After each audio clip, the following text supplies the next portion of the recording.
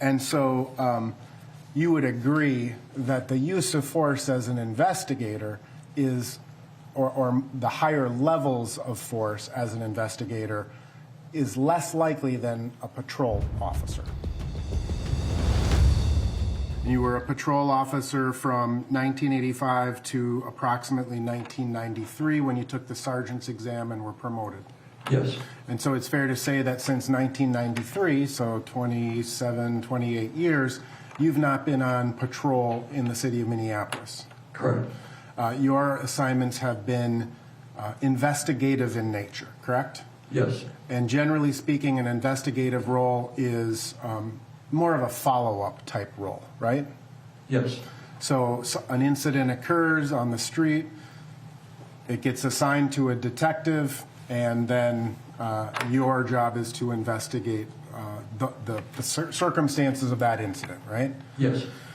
And so it's fair to say that since 1993, you've not, other than perhaps for ceremonial reasons, you've not worn a uniform on a daily basis.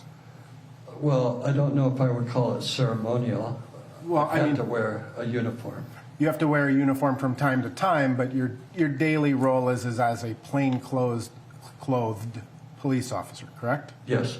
And you're not out patrolling the streets, making arrests, things of that nature? No. All right.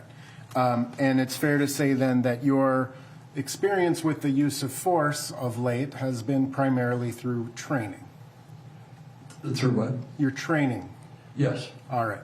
Meaning you're not out actively, other than perhaps arresting a homicide suspect, you're not out actively patrolling and arresting people for less serious offenses. No.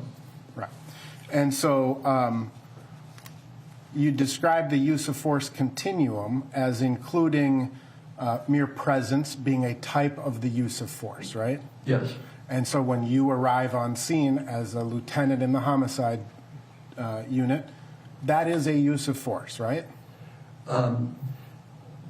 If people know I'm a lieutenant, yes. Or if they know you're a police officer, perhaps. Right. And then you described like soft techniques like escort holds, things of that nature, right? Yes. And I'm assuming that in the last, well, since 1993, and you were promoted to sergeant, you've handcuffed some people in that time frame. I have. Right. When's the last time you got in a physical fight with a person? About in 2018. Okay, so it's been a couple of years since you've been in a physical fight with a person? Yes. All right.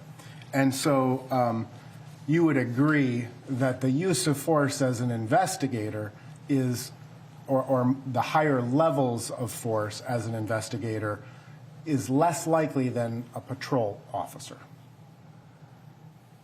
I'm sorry, I don't understand your question. I'll rephrase it.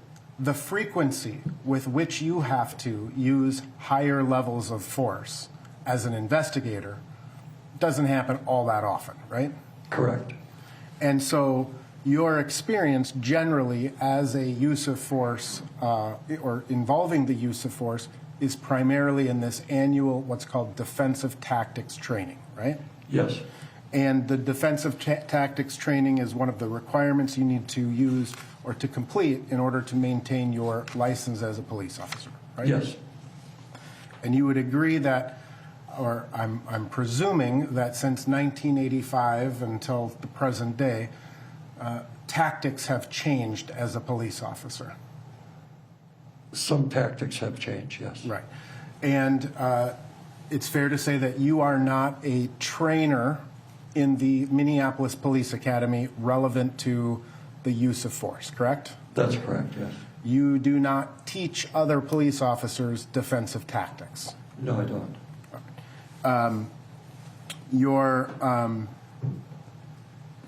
You would agree, however, that roughly 10 years ago, the Minneapolis Police Department kind of moved away from trying to hit people to control them and started using body weight to try to control people.